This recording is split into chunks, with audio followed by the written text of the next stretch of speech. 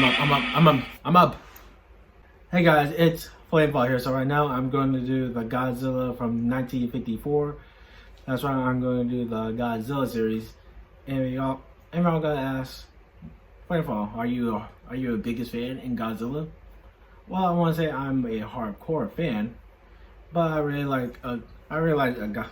I'm more of a neutral fan. What do you want?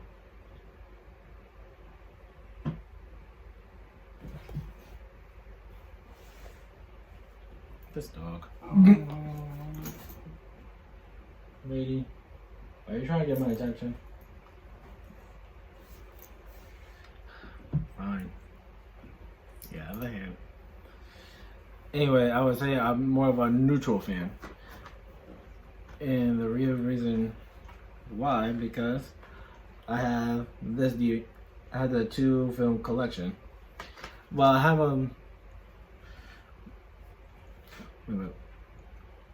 now I'm trying to think of like which Godzilla movie that I haven't watched. But even though I haven't watched like the 19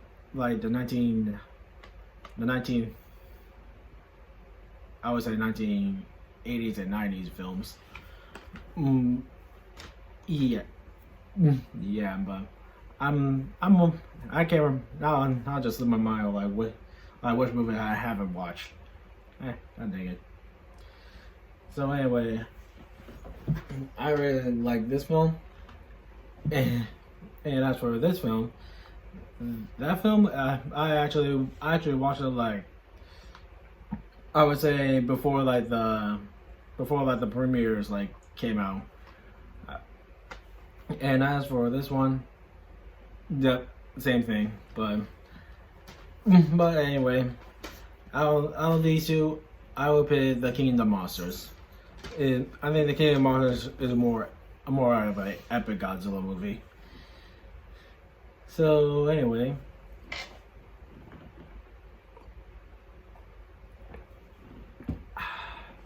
let's get into it. Okay, when I first watched this movie, of course, it has something to be related to Japan, like Godzilla, Godzilla. Of course, I'm glad that movie has like subtitles, and so I can like understand it a bit more, like what happens. And also, there's actually one thing that caught my mind is that like some like the villagers, it basically they made like a ritual sacrifice for Godzilla. Like they put like a child or another person to be fed by Godzilla. He's a creep. I'm pretty sure he doesn't feed on humans. He just basically does what he does. You know what? Hold on. Where's I got my iPad? I gotta type in like, what does Godzilla eat?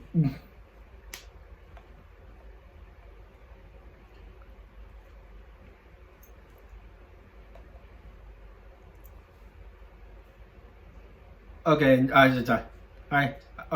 found out. Godzilla feeds on radiation, so that would make sense.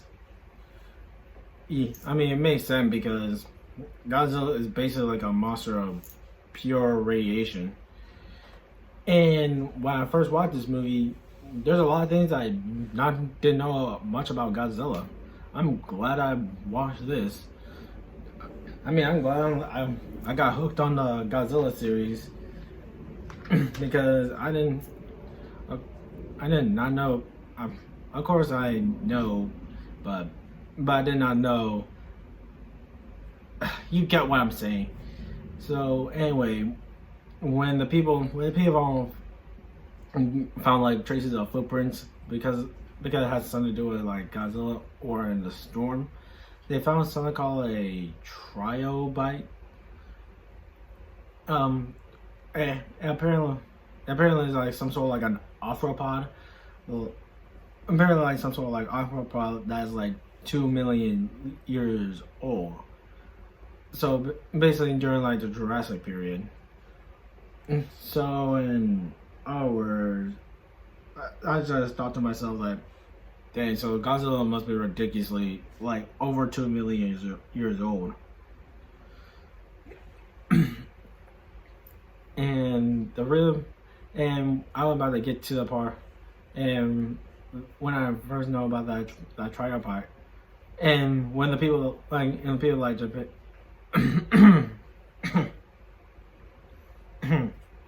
sorry, something going on with my voice or my throat actually. anyway, what?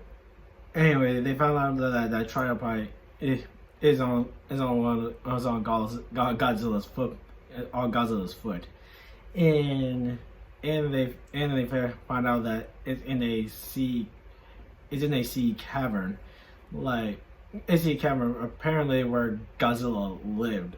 It basically is habitat. I mean, it makes sense. He's maybe a creature, but he's somewhat like he's more like an animal. So of course, if you're gonna find like an animal, you gotta at least find like where the habitat is. That's pretty obvious. And not only that about the plot, but the most things I did not know. Of course, I thought Godzilla just destroyed because he's basically the destroyer of Japan. But after watching this movie, apparently, like the H bomb test, I think it was a hydrogen bomb testing, in other words, a nuclear bomb. Apparently, it hit Godzilla's habitat. So in other words, it basically pissed Godzilla off. I mean, it makes sense. Like Godzilla, if you basically like destroy like his habitat, of course it makes sense that he's going to like destroy your town and the entire city, because you basically destroy like where he lives. So I'm wondering. So I'm wondering, curious that's why Godzilla looks like the way that he is now, because like the hydrogen bomb testing somehow mutated him, or in other words, gave him the scars. Like why he's all like disheveled, burnt, because Godzilla is something like a dinosaur, both a dinosaur and I can't remember what that other word is. It began with a P. Can't remember because I watched this movie like since yesterday, so my memory's not that much foggy. But I remember like a couple of like the details. Okay, so basically, like in the first movie, Godzilla is known as like an antagonist. I'm pretty sure that like, there's other movies like he's known as like a protector, or in other words, a protagonist that basically saves lives. But I'm pretty sure I don't see that in Big G. He just, I don't see Godzilla as more of an anti-hero. Like he also saves lives and take care of business, but he's going to like destroy something. And another thing, like Dr. Serizawa, like a dude with an eye patch. I was so shocked and a bit intimidating because he actually created something like an oxygen destroyer. So apparently that what kills Godzilla, because you gotta know what that oxygen destroyer means in that movie. Apparently he placed like a little tin bomb. Well, not a tin bomb. I mean like a ball, a metal ball into water, and basically it basically fucks with oxygen. In other words, by fucks, I don't know what's going on with me. I just ate breakfast. Apparently, it destroys oxygen in the water, and any organism that is suffocating that water, you're basically done. Like what I saw what he did to the fishes, they're gone. There's nothing left but bones. Jeez. And apparently that's what kills Godzilla. And jeez, that's actually pretty much the most terrifying thing that I ever witnessed. Like, I mean, I've seen a lot of gory and pretty cool. Like, you didn't get what I'm saying, but it literally reduced you nothing left but bone. That's literally so terrifying. Not only that, but I also get like Japan like props, like they made like they made a movie that's basically cool and badass because it basically what Godzilla shows, like in most scenes, like Godzilla is basically like an indestructible monster. He's also amphibious. I mean, it makes sense. I mean, I already knew something like that because that. So in other words, I got a little worth of knowledge of. and for what I've seen, like in most of the scenes, like they also use like a puppet, but in a different angle.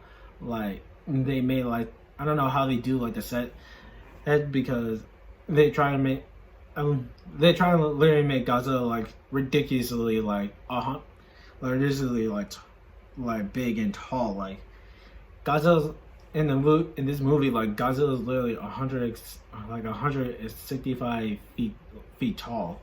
That's actually pretty freaking big. I mean, this dude, like Godzilla, can basically just destroy the Empire State Building wherever he wants to.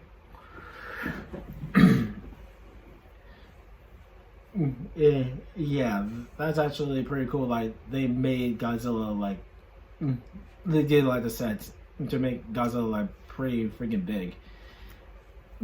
It like shown like creating like the set like all like Tokyo and basically like the entire town like parts of Japan, like so much small that it's not that the town like Japan is like small. It's just Godzilla is just pretty freaking tall, and he can basically destroy like anything. Yeah, and also of course they had to make puppet because it's 1954. They don't have like the cool things, special effects that we have right now. So at least Japan like thinks outside the box. And also, when I see like most of the scenes like show how Godzilla is tall, I thought they were gonna do like I thought it was gonna be like some sort of stop motion, but apparently I had like a weird hunch and see that it's not, they're not using stop motion. They're actually using stunt actors like actual like stunt actors to to make Godzilla like that tall. Yeah, to show how like ridiculous tall. But I'm also wondering how much of the suit like actually weighs. Like it's like the Godzilla like suit. Is it heavy or harder, or is it harder to breathe, or just a little lighter? I'm actually really curious, like how like the actual weight and what it made like to wear a Godzilla suit. And not only that, I'm also a little surprised and curious that about Godzilla's atomic breath, like his standard atomic breath. That basically when I first saw it, I saw like the well, I just show you these movies. Like his atomic breath is basically like a laser like fire like a beam blast. and basically and God, that's basically what I saw. What it looked like when I saw this movie, but when I saw like in King of the Monsters, it basically looked like a gigantic laser. It basically like a powerful gigantic laser that's pretty destructive. But hey, I don't. But hey, in this movie, it basically made it look like it's very destructive. Like God's, but it looked, but it looked like a kind of like a breath. It looked like a fire extinguisher mixed with a. You get what I'm saying? It's basically kind of look like that, but at least they made it cool. Like show you how destructive like that's how my breath is. All I gotta say, it's a good movie. It's a movie that basically started the Godzilla movies. It it's a very interesting movie. It has a unique way, even though that they try to show that Godzilla is basically a rampaging antagonist monster. But even though I'm pretty sure there are some movies that I'm pretty sure Godzilla is more like a protector. But to me, Godzilla is just basically like an anti-hero. I mean, anti-hero is not like, well, it's not a bad thing. Like, if you're an anti-hero, you're not that, well, you're a little good, but you're not that bad. So anyway, Godzilla from 1954, I'm just gonna give it a solid A. That's all I'm gonna leave here. It's an A, and that's it. Anyways, that's it for the Godzilla 1954 movie review. If you like it, hit the like button and comment down below. Hit the subscribe button while I edit. Aww. And before I leave this video, I'll send you a picture. And I hope you guys like this one. But until then, later guys.